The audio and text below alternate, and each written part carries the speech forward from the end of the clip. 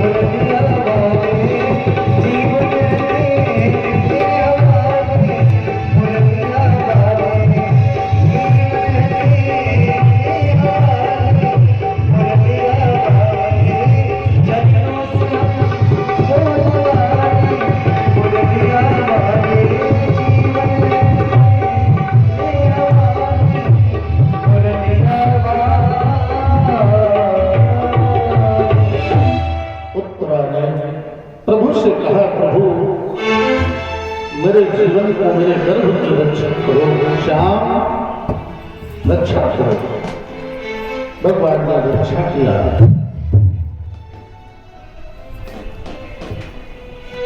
सूर्य जी कहते समुद्राज ऋषियों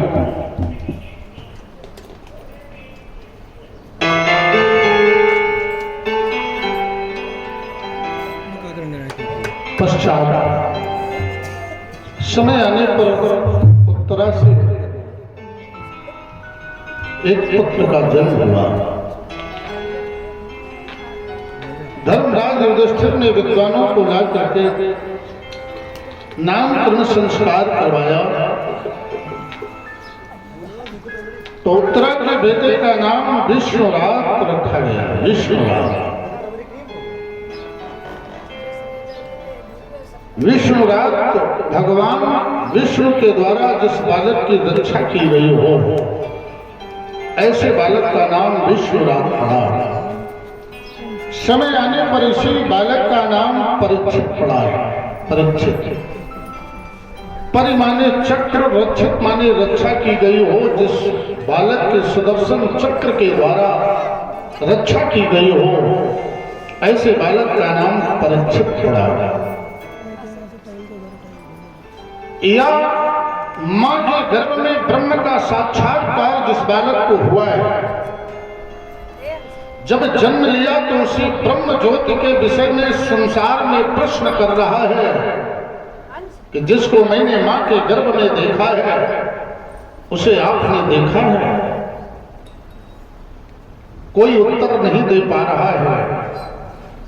अर्थात जिस बालक के प्रश्न की परीक्षा का कोई उत्तर ना मिला हो, आज तक परीक्षा नाम नायति यश सा परीक्षित, जिसकी परीक्षा प्रश्न का अंत ना हुआ हो, इति ना हुआ हो, ऐसे बालक का नाम परीक्षित पड़ा। विद्वानों ने इसकी भविष्यवाणी की कि बहुत बड़ा दानी होगा, बहुत बड़ा ज्ञानी होगा, बलवान होंगे। और विद्वानों ने यहां तक कह दिया, धर्मराज युधिष्ठिर, इस बालक की जो मृत्यु होगी, तक्षका दात मन्नो मृत्युम दुर्पुत्रोपसर्जिता, एक ब्राह्मण बालक के द्वारा श्राप मिलेगा और तक्षक सर्प के द्वारा इसकी मृत्यु होगी। यहां तक भविष्यवाणी होगी। महाराज पांडवों ने जब राजा बड़े हुए परीक्षित तो राजा बना दिया। दिग्विजय करने के लिए राजा परीक्षित दसों दिशाओं की ओर प्रस्थान किया। उत्तर में जा रहे थे तो देखा क्या, एक गाय रो रही है। आगे एक वृषभ काला पुरुष लोह दंड लिए हुए उस वृषभ के पांव तोड़ रहा है। गाय रो रही थी। राजा परीक्षित ने जिस समय देखा रोते हुए गाय को,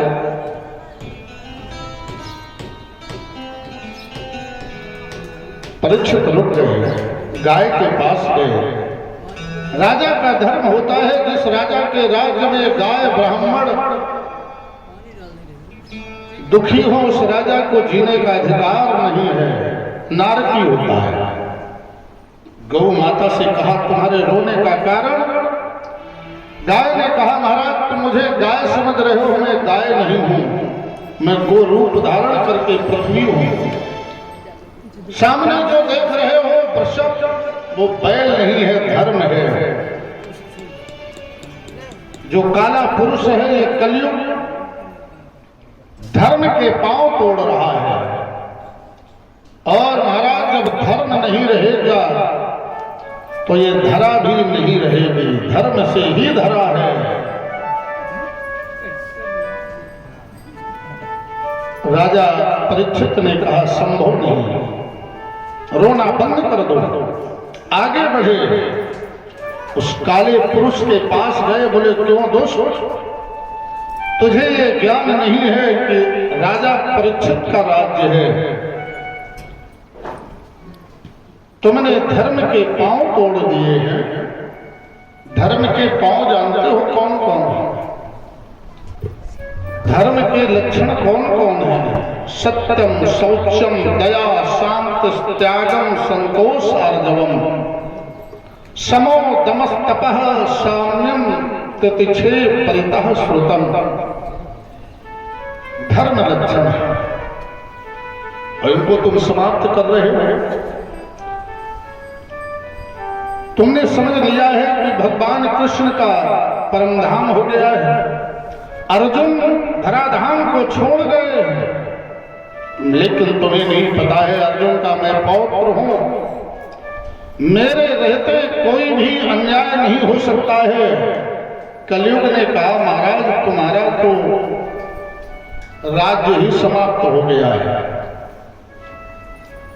अब राज्य मेरा आ गया है। चार पैर हैं धर्म के,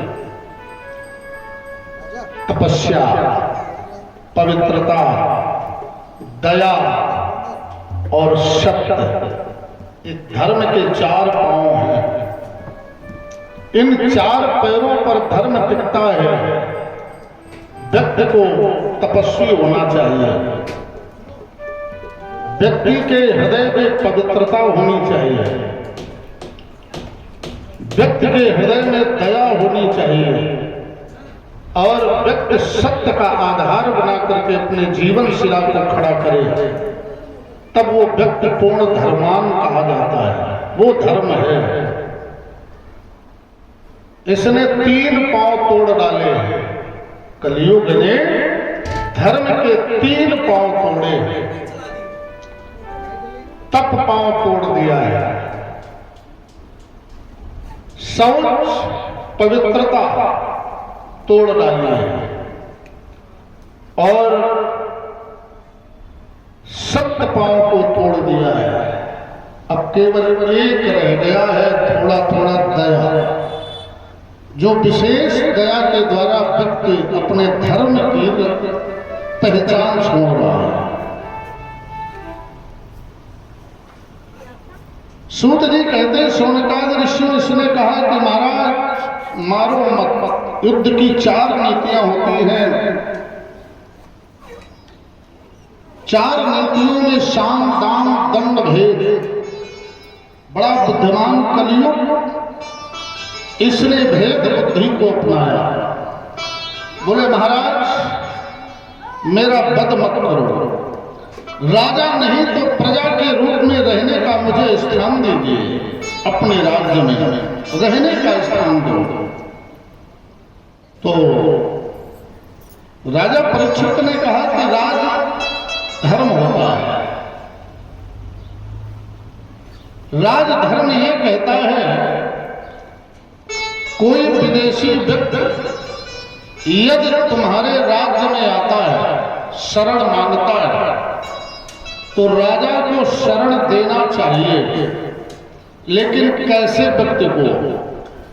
जिस व्यक्ति में कुछ गुण हो, ऐसे व्यक्ति को अपने राज्य में शरण देना चाहिए। तो राजा परीक्षित ने कहा, ये बताओ तुममें कोई विशेषता है विशेषता? बोले हाँ महाराज है विशेषता हमने। बोले क्या विशेषता है?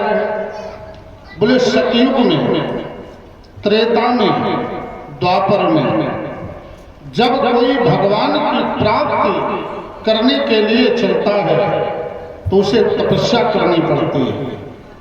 एक एक नहीं जन्म, करोड़ों करोड़ों जन्म तक तपस्या करनी पड़ती है, तब उसे कहीं भगवान मिलते हैं। लेकिन मेरे में गुण है। क्या गुण है? कलयुग जोग न जग न जाना, एक आधार राम गुण गाना।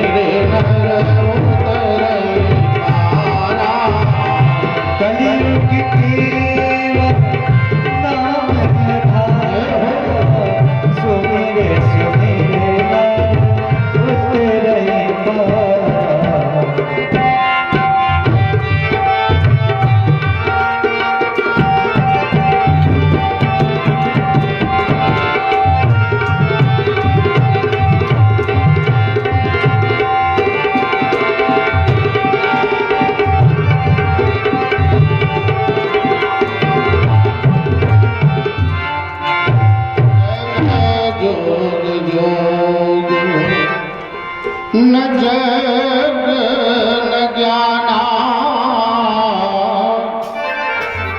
एक आधार राम गुण गा। हमारे समय में महाराज कोई तपस्या करने की जरूरत नहीं है, कोई वैराग्य लेने की जरूरत नहीं है। केवल नाम आधारा, केवल नाम ही परमात्मा के प्राप्ति का साधन है। राजा परीक्षित ने कहा ये तो बहुत बड़ा गुण है, हमारे अनेक अनेक प्रजा को इतना लाभ मिलेगा, ऐसे राजा ऐसे प्रजा को, ऐसे विदेशी व्यक्ति को अपने देश में शरण दे देनी चाहिए। जिस विदेशी व्यक्ति से हमारे देश के व्यक्तियों को लाभ प्राप्त हो, राजा की नीति कहती है कि उसे शरण देना चाहिए। तो बोले ठीक है, तुम निवास करो। बोले महाराज कहाँ रहूं? तो राजा परीक्षित ने कहा कि सर्वत्र तुम्हारा वास नहीं होगा। लोग कहते हैं कलयुग आ गया महाराज, कलयुग है। कलयुग रहा कब नहीं है? जब सतयुग था तब भी कलयुग था, द्वापर त्रेता में भी कलयुग था और आज भी कलयुग है। इसमें अतिशयोक्त क्या है? कलयुग था, कलयुग रहा है, कलयुग रहेगा। लेकिन कुछ ऐसे स्थान हैं जहां पर वो है वहां हम न जाए, तो उस व्यक्ति के लिए कलयुग में भी कलयुग का प्रभाव नहीं पड़ेगा। कलयुग के लिए राजा परीक्षित ने स्थान दिए हैं, और जो स्थान कलयुग के लिए प्रदान किए गए हैं, उन स्थानों से हमारा वैराग्य हो, उन स्थानों पर हम न जाएं, तो इस कलयुग में भी व्यक्ति सतयुग के वातावरण में अपने जीवन को जी सकता है। कहीं कलयुग नहीं, हम उन स्थानों का परित्याग करें। कौन कौन से भागवत जी ने, व्यास जी ने बताए हैं कहां कहां पर कलयुग है, किन किन स्थानों को हम छोड़ दें तो कलयुग के प्रभाव से प्रभावित नहीं होंगे। व्यास जी ने दिए हैं, राजा परीक्षित ने स्थान कलयुग को द्योतम पानम स्त्रिया सुना यत्रा धर्म चतुर्विधा। चार स्थान दिए। कौन कौन? बोले द्योतम, ये पहला स्थान दिया है। द्यूत, द्यूत माने होता है जुआ। जुआ जानते हो? जुआ का इलाका है, बहुत लोग अच्छे ढंग से खेल लेते हैं। पत्ते से भी जुआ होता है, बढ़िया पासा वाला होता है ना। ये वही जुआ जिस जुआ की आप लोग कथा सुनते हो, कितना जुआ अच्छा है? धर्मराज युधिष्ठिर ने दुर्योधन की सभा में जिस समय जुआ खेला तो क्या गति हुई, नारी को भी हार गए, और नारी की सारी खींच करके नग्न अवस्था में कर रहा था दुशासन। ये जुआ का परिणाम था। ये जुआ शब्द ही बड़ा गलत है। वैसे हमने 3 प्रकार के जुओं को पढ़ा है। जुआ 3। एक जुआ देहातों में एक वाहन था, गाड़ी, जो आगे बांधा जाता था, बैल के कंधे पर रखा जाता था, उसे भी जुआ कहा जाता था। ये जुआ भी बड़ा घाती। जिस बैल के कंधे में 6 महीने ये जुआ रख दिया जाता था, वो बैल उठने के लायक नहीं रहता था, बड़ा कष्ट। एक जुआ और देखा, ये भी बड़ा खतरनाक जुआ, ये हमारे माताओं के पास होता है अधिकांश। बड़ा खतरनाक ये भी जुआ होता है। हाँ, जिसके पास का है वो के पास तो चाहे 10-20 और घुस जाए, बने रहे, कोई दिक्कत नहीं। लेकिन यदि किसी का जुआ किसी के पास पहुंच गया तो फिर रात भर सोने नहीं देगा। ये भी जुआ बड़ा घातक है। और एक जुआ ये दहिना बाहर फिर बड़े कष्टदायी है। तो राजा परीक्षित ने कहा कि जहां पर जुआ होता हो वहां तुम्हारा निवास है। कलयुग ने कहा महाराज यहां तो बड़ा अशांत वातावरण होता है। बोले क्यों? बोले महाराज जहां जुआ खेला जाता है तो जुए में, उस खेल में कोई जीतता है, कोई हारता है। यहाँ न हारने वाले को चैन मिलती है और जुआ न जीतने से चैन मिलती है। जीतने वाले के और इच्छा होती है कि और लगा लो 2 दांव। हारने वाला सोचता है कि 1 दांव और लगा लो तो जो हारे हैं वो जीत जाएंगे। बड़ी अशांति होती है यहाँ। कोई दूसरा स्थान दे दीजिए। तो राजा परीक्षित जी ने दूसरा स्थान दिया। बोले पान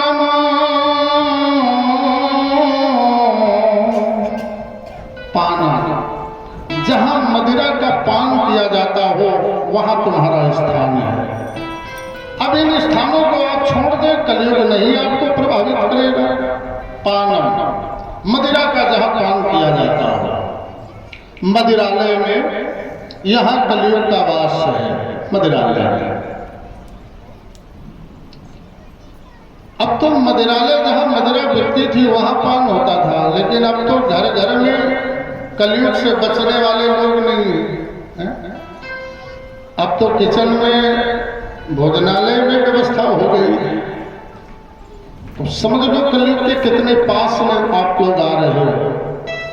जहां मदिरा का पान किया जाता हो वहां निवास है। और बोले महाराज यहाँ बड़ी शांति है। आप यहाँ रहने के लिए मुझसे कह रहे हो? बोले यहाँ तो बड़ी शांति। 2 मित्र, मदिरा का एक ऐसा स्थल है कि 2 बड़े अच्छे मित्र जब पीने के लिए चलते मदिरालय तो बड़े प्रेम से एक दूसरे के गले में हाथ डाल करके जाते हैं।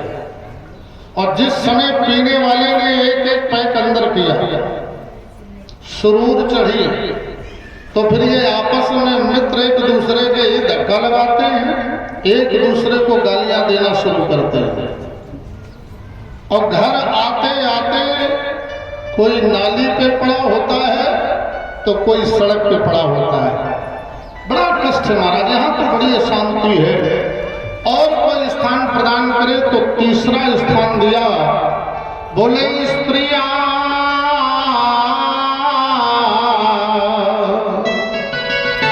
स्त्रियों के पास तुम निवास करो। सभी स्त्रियों के पास नहीं। बोले फिर उन स्त्रियों के पास निवास करो जो स्त्री पतिवंचक हो, जो बहुपतिगामिनी हो, जिस स्त्री ने जीवन में अपनी वैश्यावृत्ति को धारण कर लिया हो, ऐसी स्त्री के पास तुम निवास करो। कलयुग थर्रा गया। बोले महाराज यहाँ तो बहुत ही संकट। बोले क्यों? बोले एक प्रेमिका का यदि 2 प्रेमी हो गए तो निश्चित एक प्रेमी की हत्या हो जाएगी। और कोई स्थान दे दीजिए। तो बोले सुना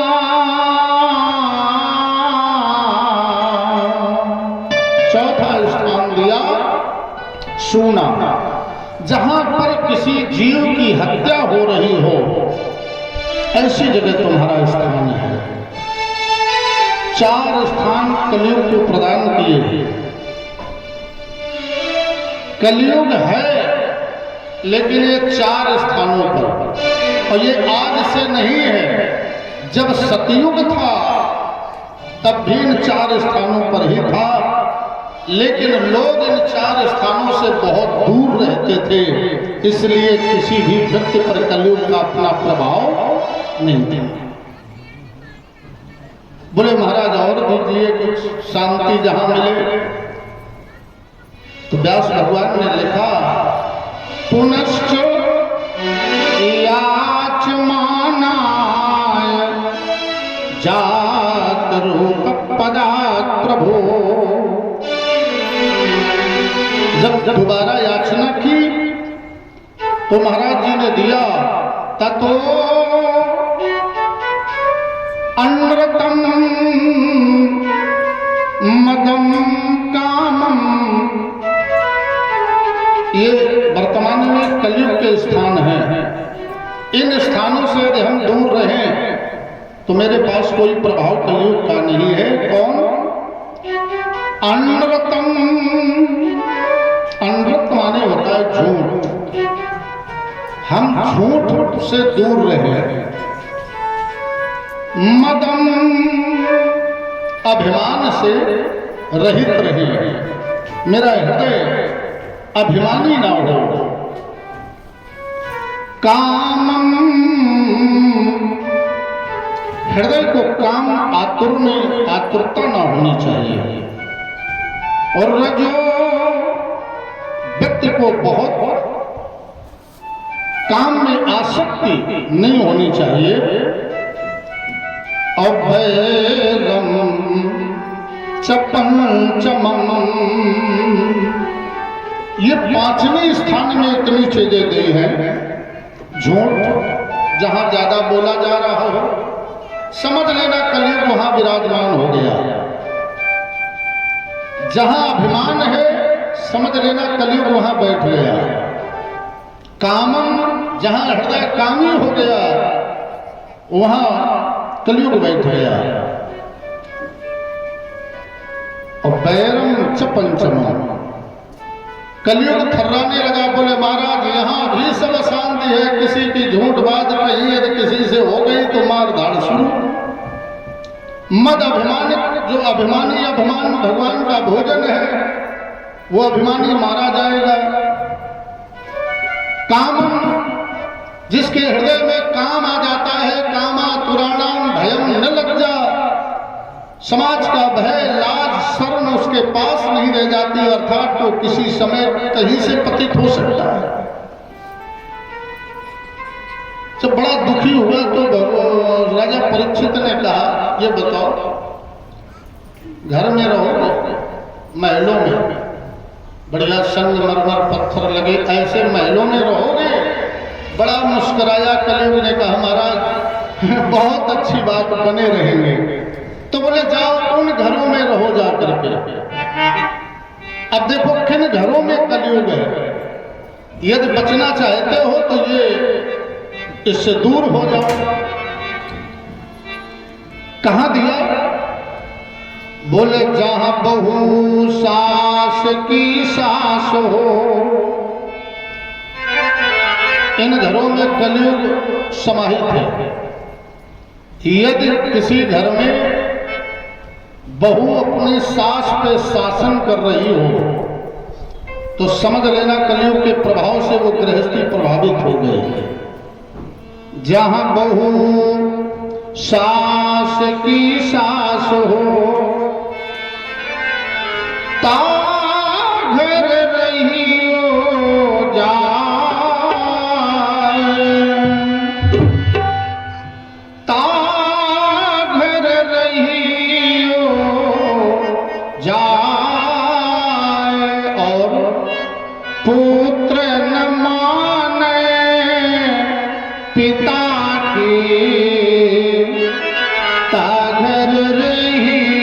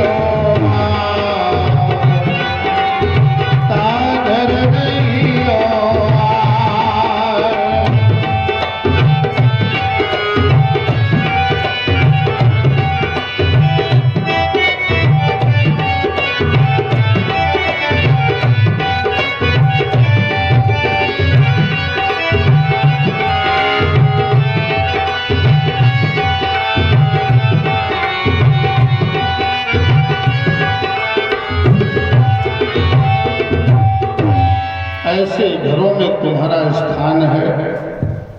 अब आप लोग स्वयं में ये समझ लो कि हम कलयुग से कितना दूर है, किस घर से कलयुग कितना दूर है।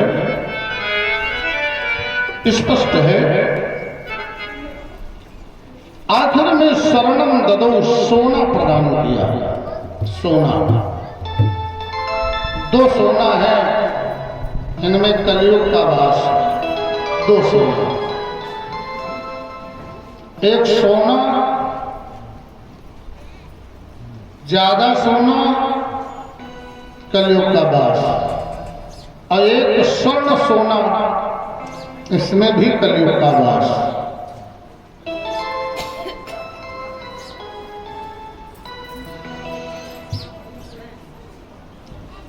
जिन माताओं के पास ज्यादा सोना हो जाता है, इनकी बुद्धि खराब हो जाती है। बड़ा अभिमान हो जाता है, मद आ जाता है। फिर सोना का अंदर नहीं छुपाती है। बढ़िया वाला हार है, गरु हार है, ज्यादा सोना है तो बाहर दिखाती है। प्रभाव है। बोले महाराज, स्वर्ण के पर जैसे कहा, स्वर्ण का मुकुट था, सूक्ष्म रूप बनाया, छलांग लगाई, स्वर्ण मुकुट पर बैठ गया। महाराज वहां से चले आए। एक दिन महाराज शिकार खेलने के लिए जंगल वन की ओर गए, तो वही स्वर्ण मुकुट अपने मस्तक पर धारण किया।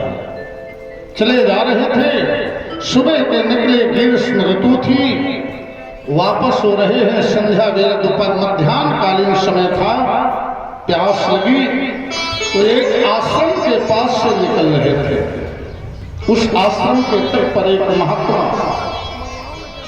समाधि में बैठा हुआ है। सूत जी ने कहा, सोनकाद ऋषि ये समीक महात्मा है, समीक ऋषि समाधि में बैठे। राजा के मस्तक पर था कलयुग का वास। जल प्यास लगी, प्यास के लिए याचना किया, जल नहीं मिला, क्रोध आ गया। तो एक प्रमाण ये आता है कि राजा परीक्षित ने एक बहुत बड़ा अपराध किया। एक तो किसी संत के आश्रम में किसी भी जीव की हिंसा करना, ये भी बहुत बड़ा पाप है। तो एक प्रमाण आता है कि राजा परीक्षित तो समीक ऋषि के आश्रम में प्रवेश करके सर्प को अपने बाण से मारा, और उस मृतक सर्प को लेकर के बाण की कोट से गले में डाल दिया। तो एक तो पाप हो गया कि जीव हत्या आश्रम में हो गई, और दूसरा पाप एक संत के गले में, साधना में बैठे संत के गले में सर्प डाल दिया, और वहां से चले आए। मुनि कुमारों ने देखा समीप के गले में सर्प।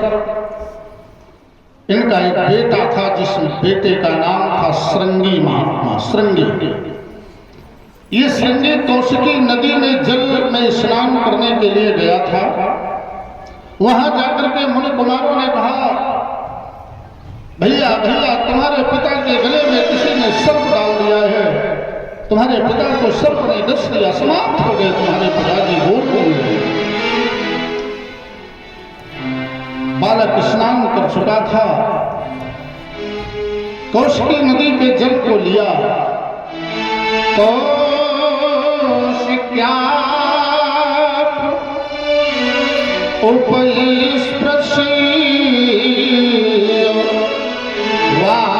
वाग्वज्रम विसर्जया। कौशिकी नदी के जल को लिया, वाग माने वाणी रूपी वज्र का विसर्जन किया। क्या कहा? किति मर्यादा लंघित्वानो कच्छका सप्तमे हमें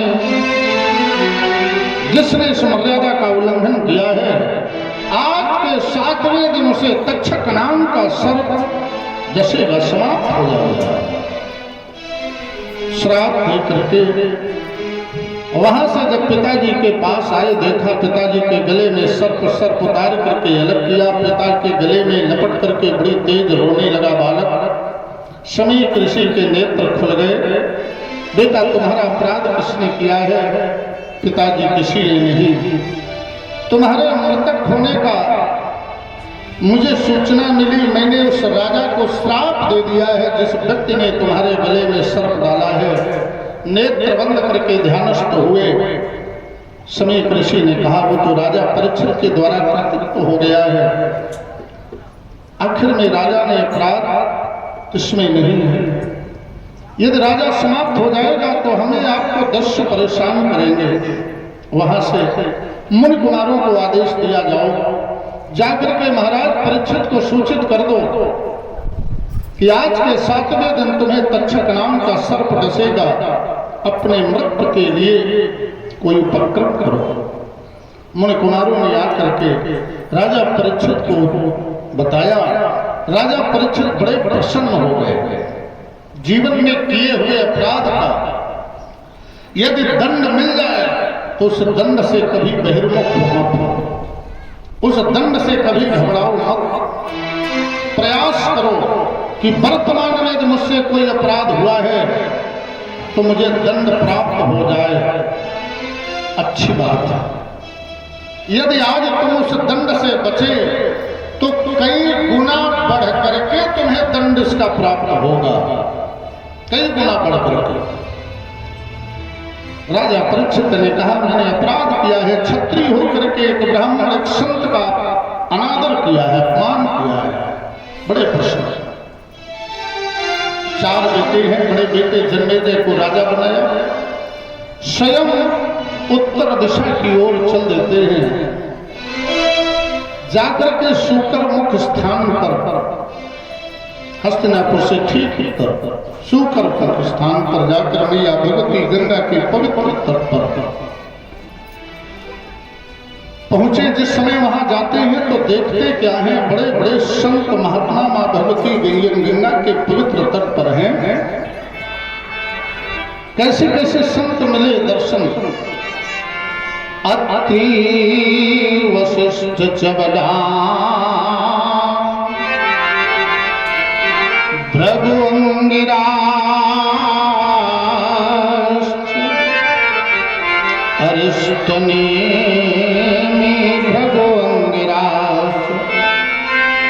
पराशरो दागसुतो थरामो उत्तत्त इंद्र प्रदमे इदम बाहो, प्रदमे इदम बाहो। अत्रि वशिष्ठ चमन भृगु अंगिरा मेधातिथि देवर देवराज भरद्वाज, ऐसे महात्माओं का समूह मां भगवती गंगा के पवित्र तट पर मैं धन्य हो गया। राजा ने जिस समय देखा संतों के दर्शन किए, बोले संत किसी के जीवन में यदि मिल जाए तो समझ लो प्रभु की कृपा है। कभी कभी किसी तपस्वी के मुख से निकला हुआ श्राप भी किसी के लिए वरदान बन जाता है।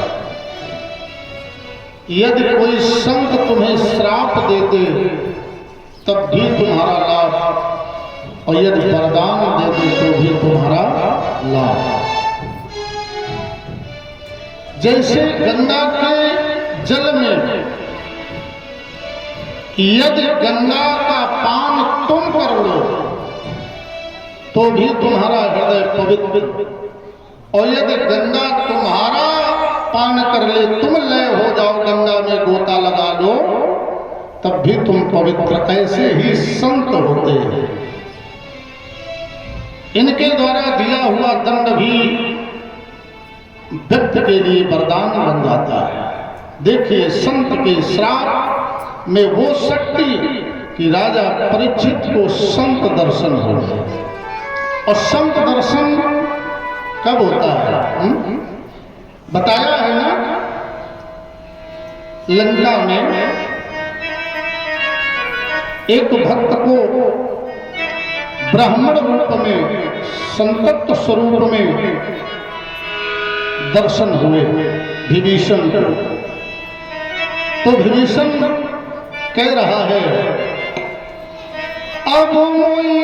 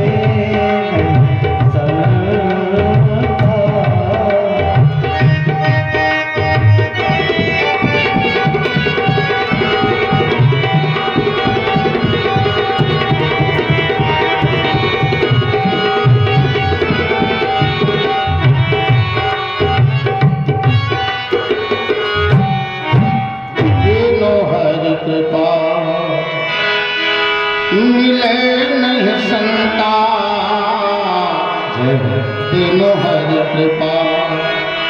परीक्षित ने कहा, ये हरि कृपा मेरे ऊपर है, संतों के दिव्य दर्शन हो रहे हैं।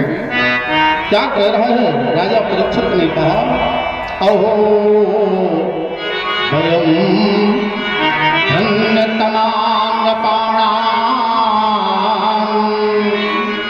महत्तमानो गृहणीयशीला राज्ञां कुलम ब्राह्मण पाद शौचा दूरा विश्रेष्टम बत गृह करुणो अहो वयम धन्यतमा नपाणाम। मैं कितना बड़ा भाग्यशाली हूँ कि मेरे वंश में जितने भी राजा हुए सभी वयम, सभी राजा, सभी क्षत्रिय बंधु, आज मैं धन्य हो गया। आज बड़ी अनुग्रह कर दी ब्राह्मणों ने, परमात्मा की कृपा हो गई। राज्याम कुलम ब्राह्मण पाद शौचार, एक क्षत्रिय राजा को ब्राह्मण के पैरों की सेवा मिल गई। इससे मेरा जीवन और क्या धन्य हो सकता है। मैं धन्य हो गया। संतों के दर्शन किए, हृदय में एक उद्गार है, एक सुंदर वेदी बनाई, उच्च वेदी। अपने उद्गार प्रस्तुत किए। जीवन के दो प्रश्न राजा परीक्षित ने प्रस्तुत किए। मेरे दो प्रश्नों का जो उत्तर दे दे, इस उच्च वालु वेदिका पर विराजमान हो जाए। दो प्रश्न कौन है राजा परीक्षित के? एक प्रश्न है कि अतिशीघ्र मरने वाले प्राणी को अपनी मुक्ति के लिए क्या करना चाहिए, और दूसरा प्रश्न राजा परीक्षित का है, जिसकी मृत्यु विलंब से निश्चित हो ऐसे व्यक्ति को अपनी मुक्ति के लिए क्या करना चाहिए। और राजा ने कहा है, जो मेरे दो प्रश्नों का उत्तर करने में समर्थ हो वो इस उच्च वालु वेदी पर विराजमान हो जाए, मुझसे षोडश प्रकार से पूजन करवा ले। किसी भी महात्मा में यह सामर्थ्य नहीं हुई कि राजा परीक्षित के दो प्रश्न हल कर दे। किसी में सामर्थ्य नहीं हुई। इतने बड़े बड़े संत हैं, महात्मा हैं, लेकिन उत्तर देने में असमर्थ हो गए। चिंतित बैठे हुए महाराज कि तब तक एक विलक्षण महामूर्ति का आगमन मां भगवती गंगा के पवित्र तट पर हो गया। तत्रा भवद भगवान व्यासपुत्रो यद्रक्षया गांपटमानपेक्षा अलक्षलिंगो निजलाभतुष्टो व्रतश्च बालैरवधूतवेषा अवधूतवेषा तत्रा भवद। तब तक होता क्या है वहां पर? तत्रा भवद, ये भगवान व्यास पुत्रो, भगवान व्यास जी के सुपुत्र श्री परमहंस सुखदेव जी महाराज का आगमन हो रहा है। अलक्षलिंगो महाराज का जो स्वरूप है बड़ा विलक्षण, तन पर एक भी सूत का धागा नहीं है, दिगंबर स्वरूप है, लंबी लंबी अजान बाहु है, जो केस हैं वो केस पृथ्वी की धूल को झाड़ते हुए आ रहे हैं, लंबी जटाएं हैं। ऐसे दिगंबर स्वरूपधारी परमात्मा का आगमन महाराज राजा परीक्षित के जीवन में हुआ। अवस्था बहुत नहीं है। तमद्वयष्टवर्षम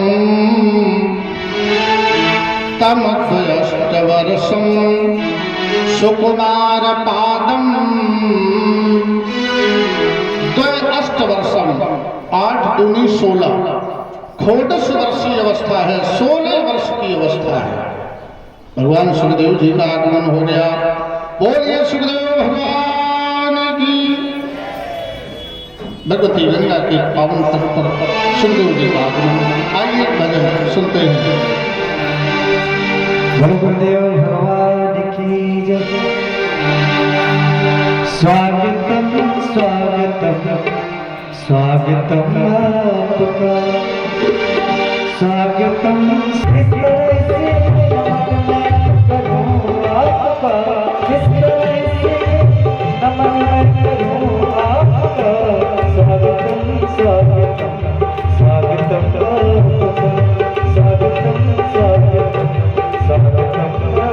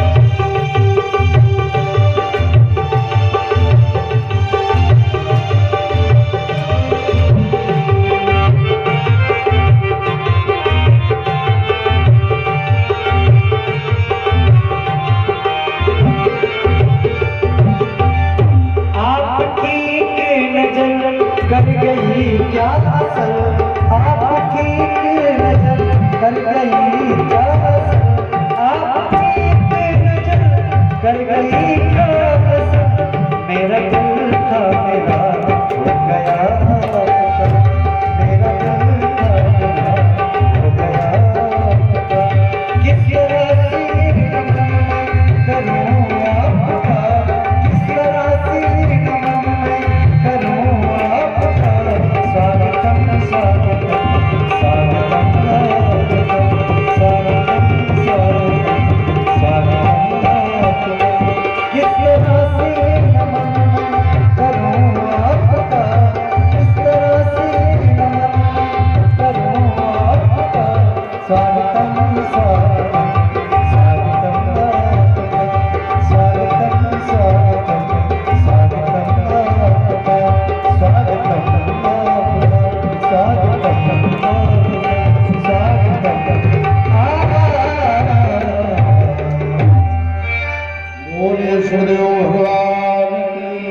बड़े प्रेम से स्वागत किया गया।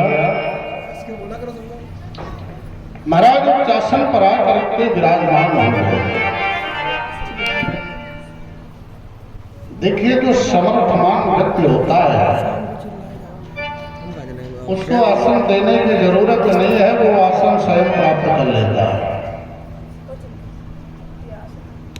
किसी ऑफिस में तपस्या करोगे तभी फल मिलेगा। कोई व्यक्ति जाता है और वो स्वयं गरिमा से मंडित होता है या कुछ अपने पास प्रभाव रखता है, तो वो जाकर के अधिकारी से पूछता नहीं कि बैठे साहब क्यों नहीं बैठे, स्वयं जाकर के बैठ जाता है। जो समर्थमान होता है वो महाराज जी समर्थमान है, सर्वज्ञ हैं, किसी से पूछा नहीं, आते आते सुंदर उसी ऊंची बाजू वेदी पर विराजमान हो गए। बैठे जैसे बैठे तो राजा परीक्षित ने षोडशों प्रकार से पूजन किया।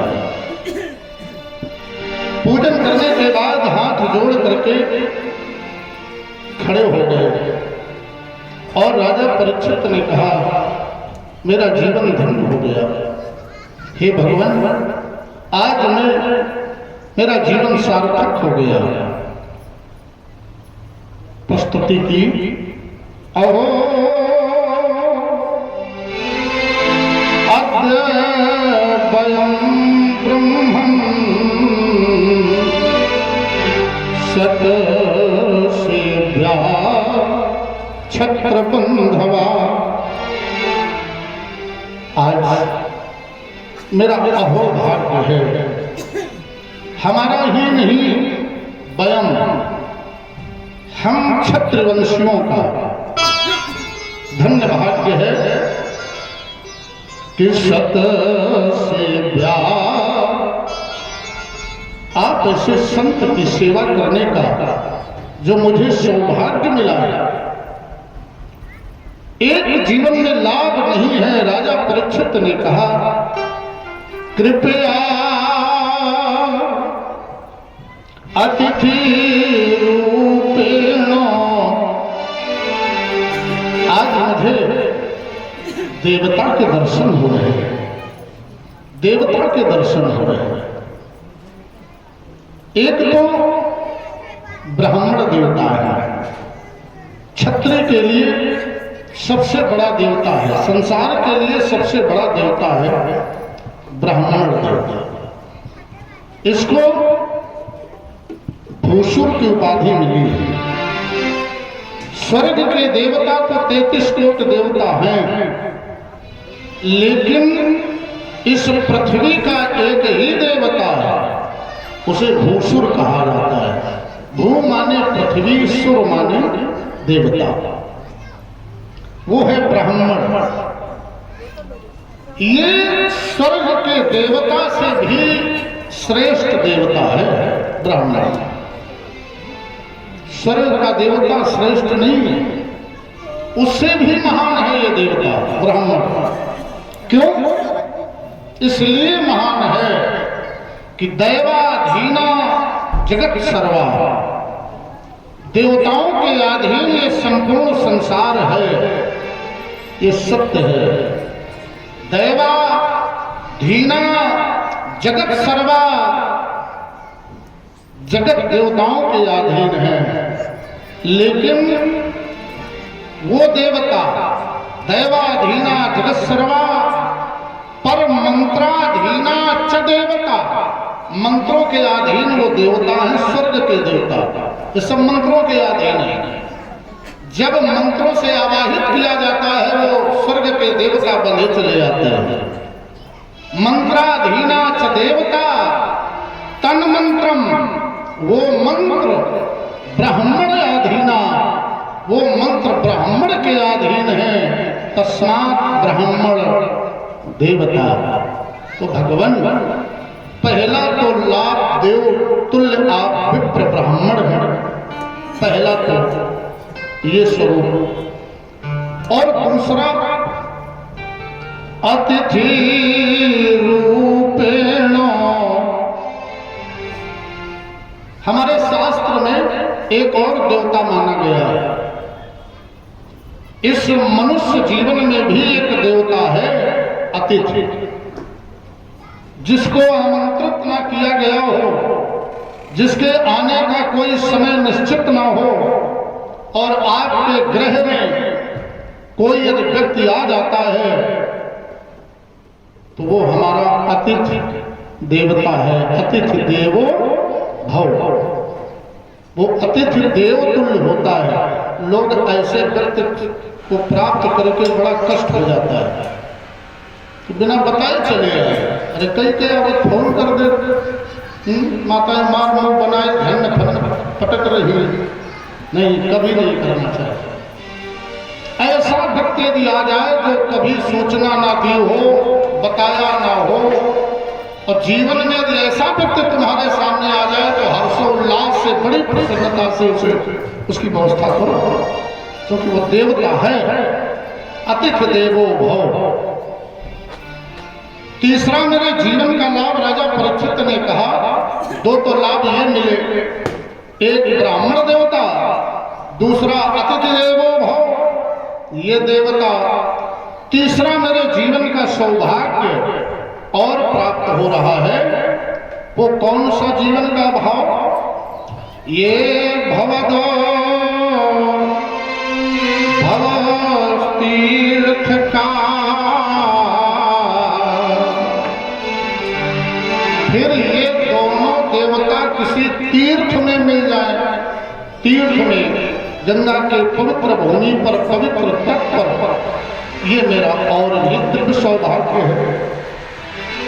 हे भगवान, हम आपको प्रणाम करते हैं। हमारे हृदय में कुछ जिज्ञासा है। अतः पृच्छामि संसिद्धिं। राजा परीक्षित ने बड़े विनम्र भाव से कहा, अतः पृच्छामि। हे भगवान, मैं आपसे पूछना चाहता हूं। क्यों पूछना चाहता हूं? क्योंकि संसिद्धिं, आप सिद्ध पुरुष हैं, आप सिद्ध पुरुष हैं। योगिनां परमं गुरुं, योगियों के परम गुरु हैं। इसलिए अतः पृच्छामि, हमसे पूछना चाहते हैं क्या? पुरुषे अहम यत कालम म्रियमाणस्य सर्वथा। ये जो संसार है, ये म्रियमाणस्य सर्वथा, ये सर्वत्र सर्वथा जन्म लेता है, मरता है, जन्मता है, मरता है। लेकिन इस जन्म मरण से व्यक्ति मुक्त कैसे होता है? अतः परीक्षामि, मैं ये पूछना चाहता हूं कि जन्म मरण से व्यक्ति मुक्त कैसे होता है?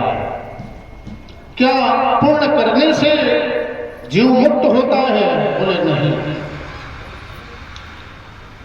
स्वर्ग मिलता है। स्वर्ग क्या है? बोले स्वर्ग सर्वत्र यही है, स्वर्ग धरा पर ही है, स्वर्ग का कहीं और नहीं व्यवस्था है, यही स्वर्ग में है। हम अब आप ये जान नहीं पा रहे हैं कि हम स्वर्ग में हैं कि हम नरक में हैं। तो उसके लिए मनीषियों ने स्वर्ग के 6 चिन्ह बताए हैं। 6 ये 6 चिन्ह जिसके पास हैं, 6 प्रकार के सुख जिनके पास पूंजीभूत हो गए हैं, वही व्यक्ति स्वर्ग में है। और 6 में जितने कम हैं उतने बड़े ही नरक में हम आप पड़े हुए हैं। स्वर्ग नरक का यही दर्शन महाराज सुखदेव जी ने करा दिया राजा परीक्षित को। बताया कौन व्यक्ति स्वर्ग में है और कौन व्यक्ति नरक में है राजेंद्र। तो वर्णन किया,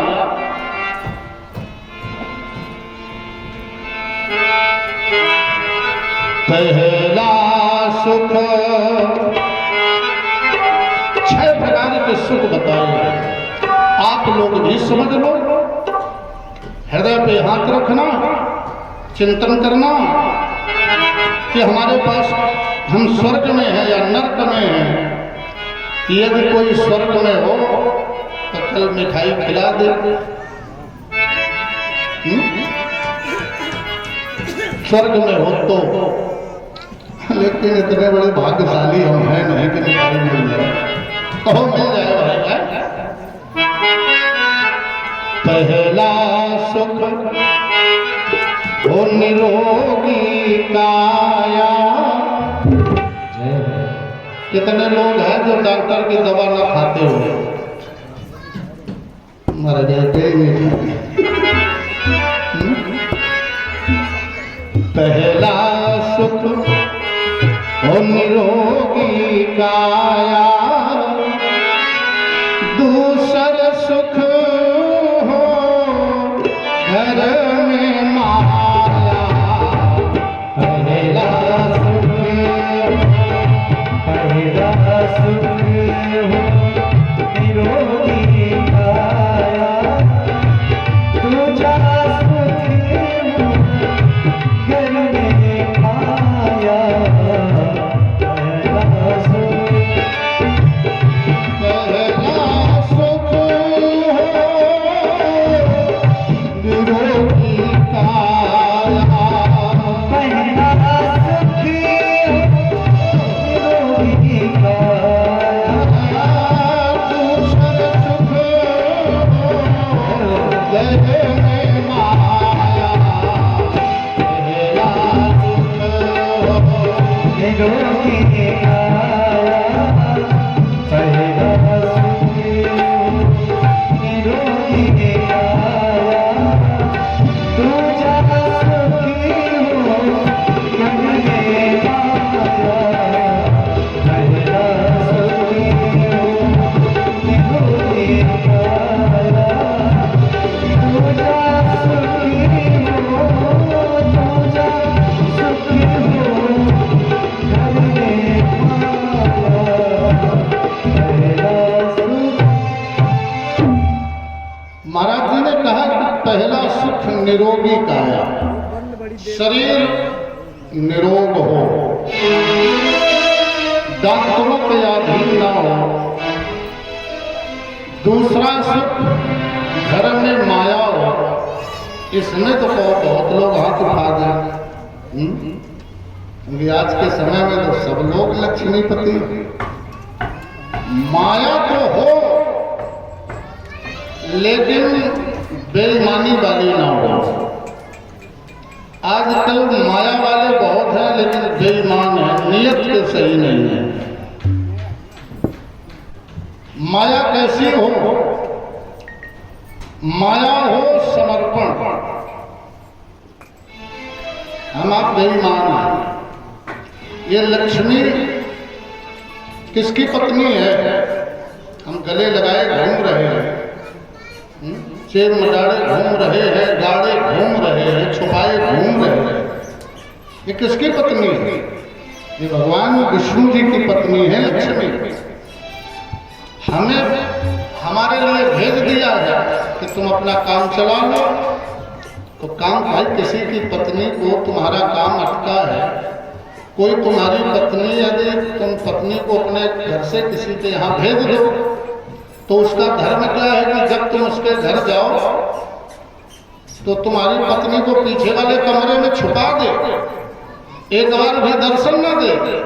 क्या ये नियत है तुम्हारी? ये ईमानदारी की नियत नहीं है।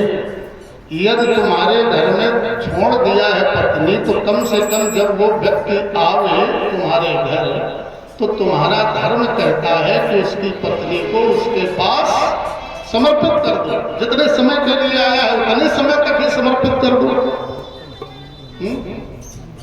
लेकिन हम आप फिर भी उसे छुपाए हैं।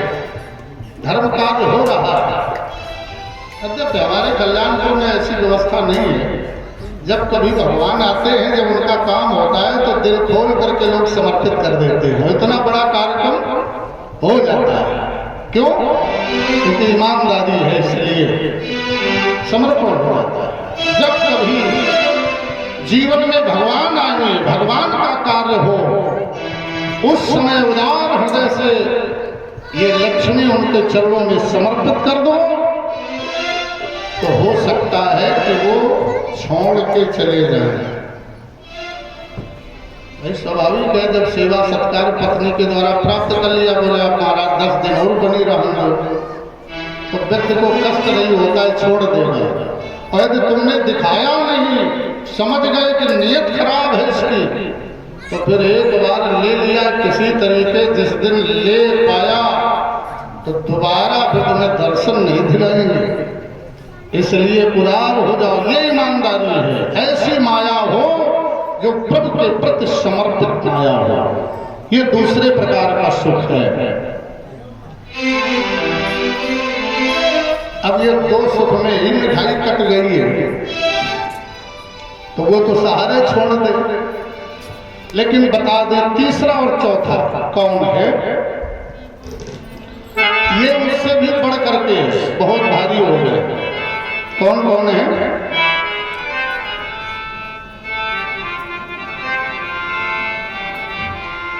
तीसर सुख हो, ये बहुत बड़ा वाला सुख है, और भगवान जिसे दे दे तो समझ लो कि हमें बहुत कुछ मिल गया है। तीसर सुख हो सुलक्षण नारी, हो सुलक्षण नारी, तीसर सुख हो सुलक्षण नारी, तीसर सुख हो सुलक्षण नारी, तीसर सुख हो ये सुलक्षण नारी, तीसर सुख हो सुलक्षण नारी, चौथा सुख सुख आज्ञाकारी, चौथा सुख सुख आज्ञाकारी, चौथा सुख सुख आज्ञाकारी।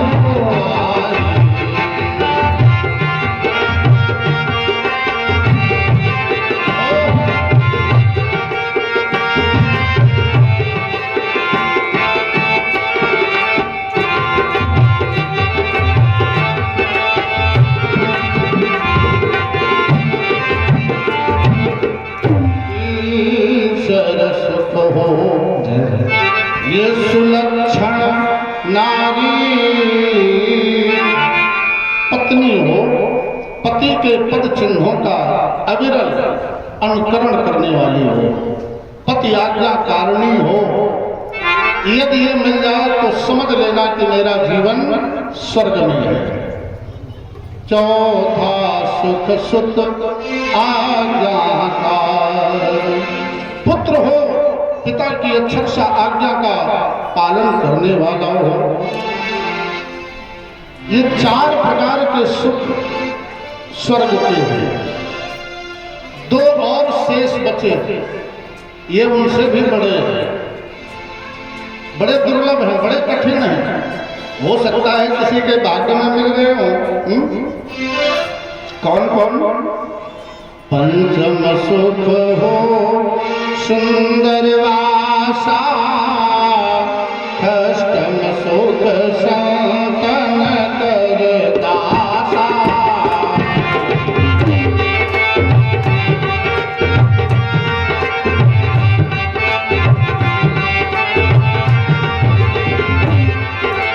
पंचम सुख हो सुंदर वासा, अष्टम सुख संतन कर दासा।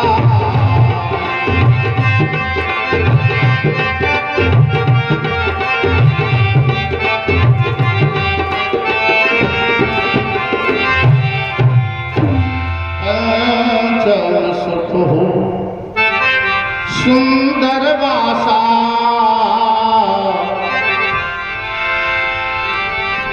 ये बड़ा कठिनाई में हो गया है वर्तमान में। जहां तुम्हारा निवास हो, जहां तुम रहते हो, आस पास पड़ोसी आगे पीछे वाले इस सज्जन हो, दुष्ट न हो, तो समझ लेना कि हम स्वर्ग में हैं। और यदि अगल बगल सही है आगे पीछे गलत है तो समझ लो हम नरक मारे। खस्तम सुख, ये 5 प्राप्त करने के बाद खस्तम सुख संतन करदासा, इतने सुखों को प्राप्त करने के बाद व्यक्ति संतों के चरणों का दास बन जाए, संत चरण में समर्पित हो जाए, बस यही जीवन का सर्वत्र स्वर्ग है, यही स्वर्ग है। और इसमें जितने भी कम है उतने बड़ा नरक है। बोले महाराज इनसे मुक्ति कैसे होती, जीव मुक्त कैसे होता है?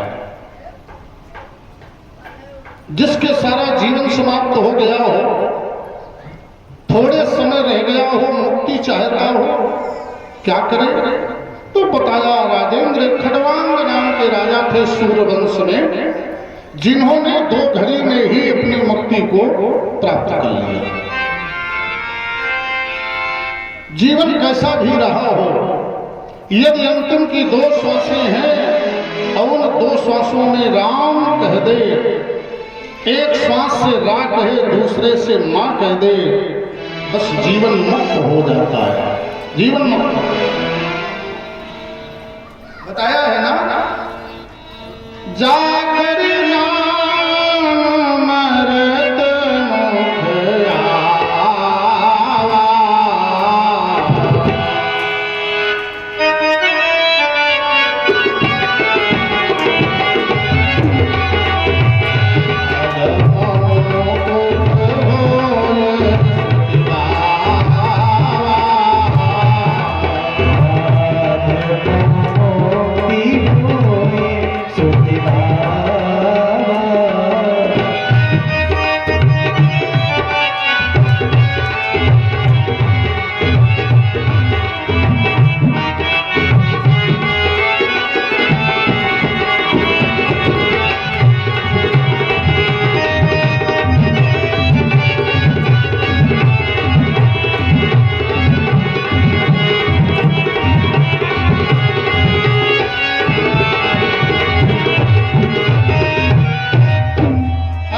अधम जीव मुक्त हो जाता है यदि मरने के समय में मुख से अंत में राम कह दे।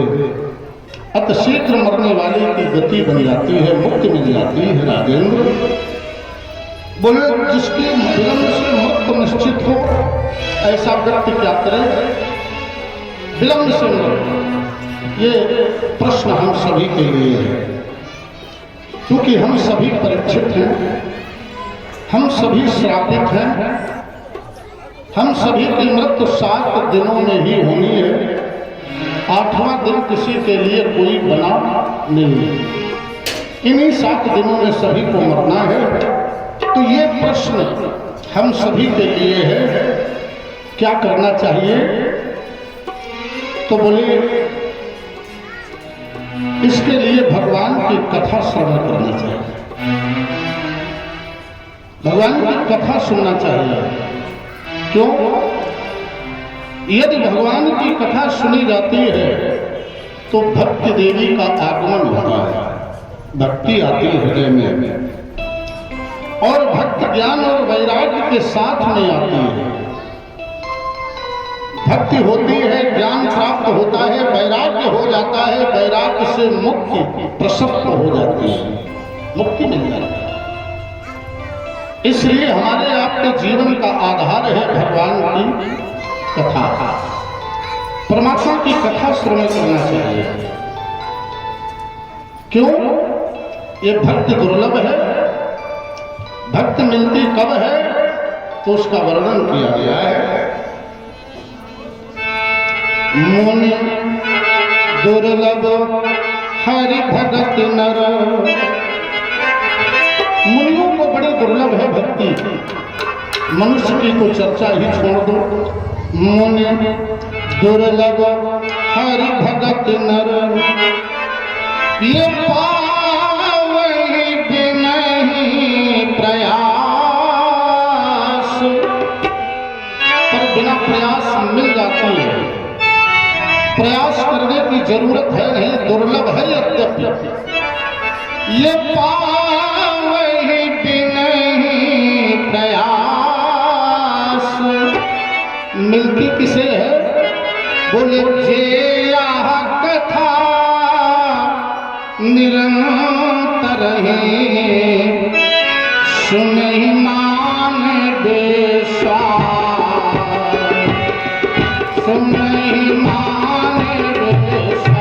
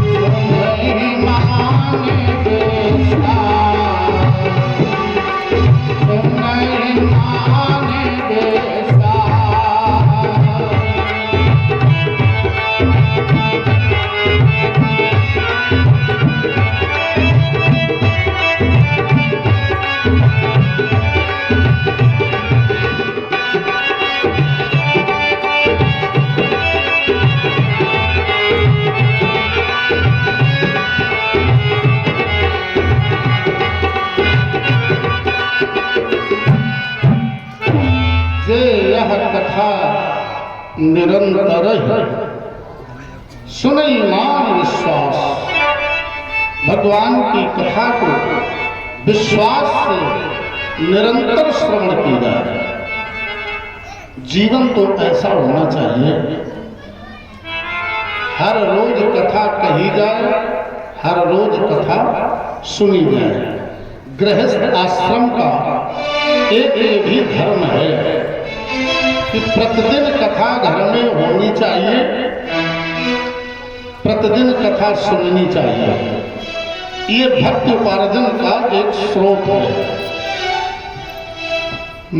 चाहे 4 चौपाई हो, कथा कहो, परिवार के साथ कथा सुनो। गृहस्थ आश्रम का भी एक परम धर्म है। बोले महाराज कथा कैसे सुनी जाए? तो सुखदेव जी ने कहा राजेंद्र कथा सुनने की विधा है। ऐसे नहीं, कथा सुनने की विधा है। बोले महाराज एक परीक्षित को एक वक्ता ने कथा सुनाई तो 7 दिन में मुक्ति हो गई। अब जाने कितने बार परीक्षित कथा सुनते हैं, मुक्ति क्यों नहीं होती? मुक्ति इसलिए नहीं होती क्योंकि जो कथा सुनने की विधा है इसका हम अनुपालन नहीं कर पा रहे हैं। कथा कैसे सुनी जाए? तो एक बड़ा सुंदर श्लोक व्यास जी ने दिया है। कैसे कथा सुनी जाए? बोले जितासनो जित श्वासो जित संगो जितेन्द्रिया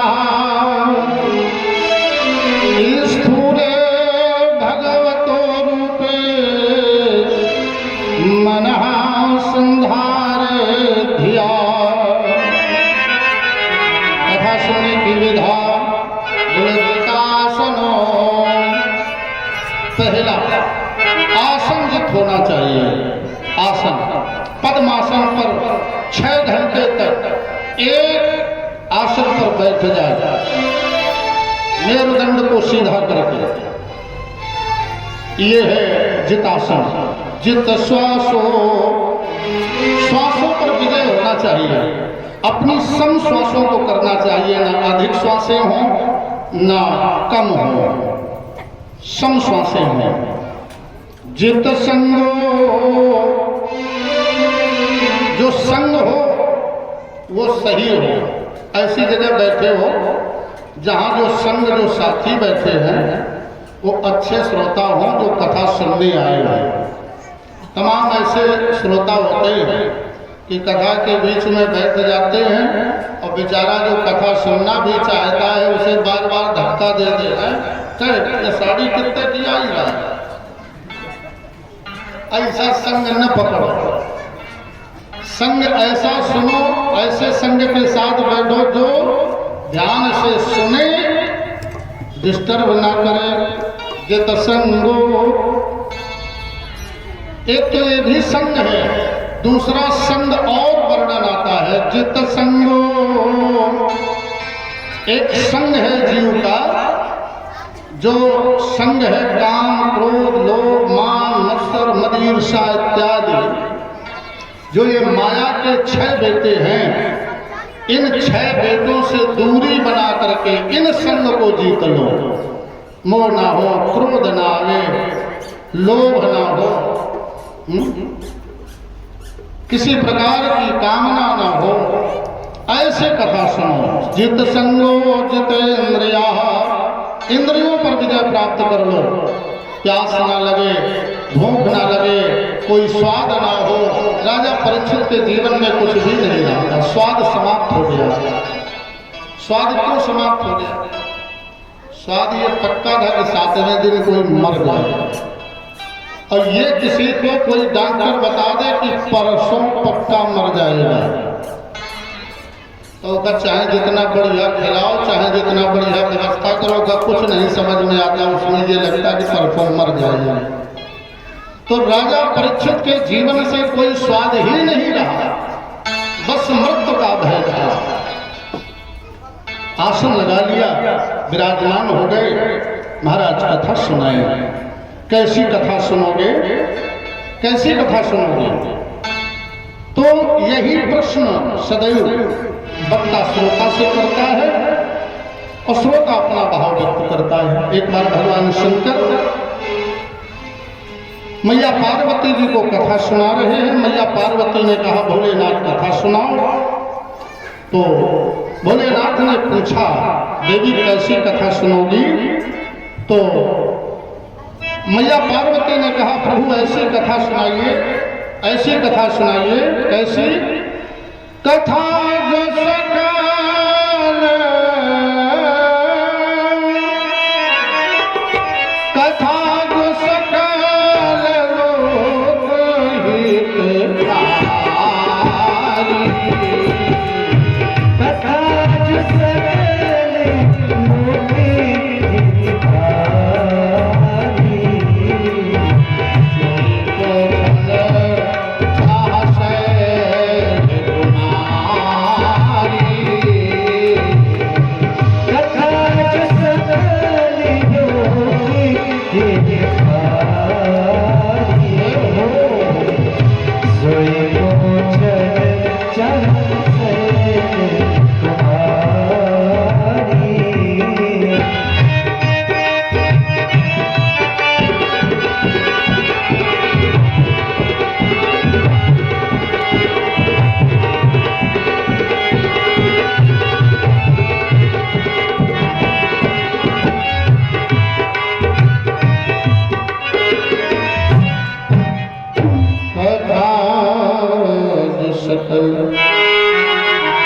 लोक हितकारी,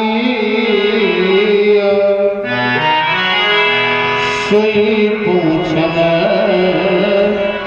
चाहसल कुमार। भगवान शंकर ने कहा, देवी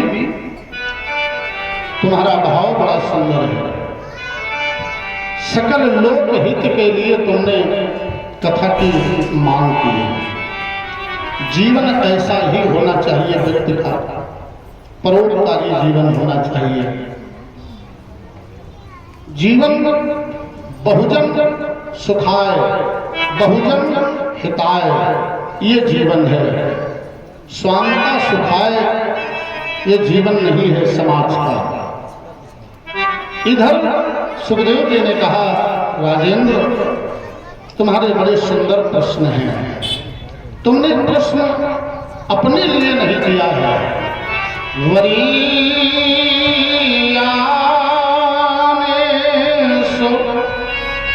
ते प्रश्ना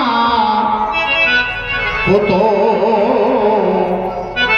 लोकहितं नपो। तुमने लोक प्रश्न किया है। बड़े सुंदर विचार हैं, उद्गार हैं।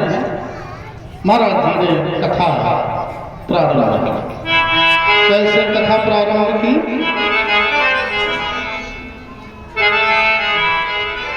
विमल कथा कीन आरंभा, विमल कथा कीन आरंभा, सुनत न साही मोह मद दुंभा। विमल कथा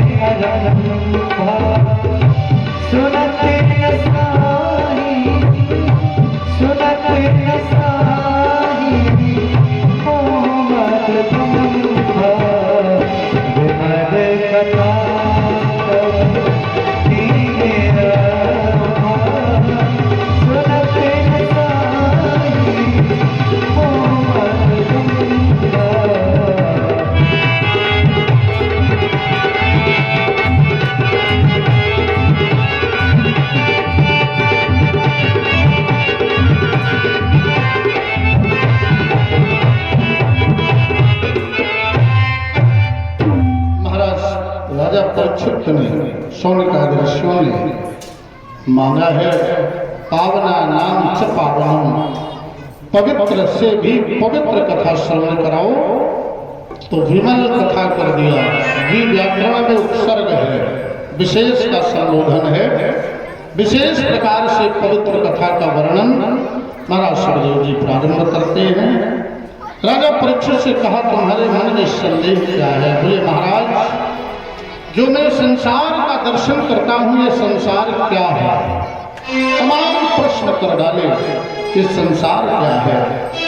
सुखदेव जी ने कहा, राजेंद्र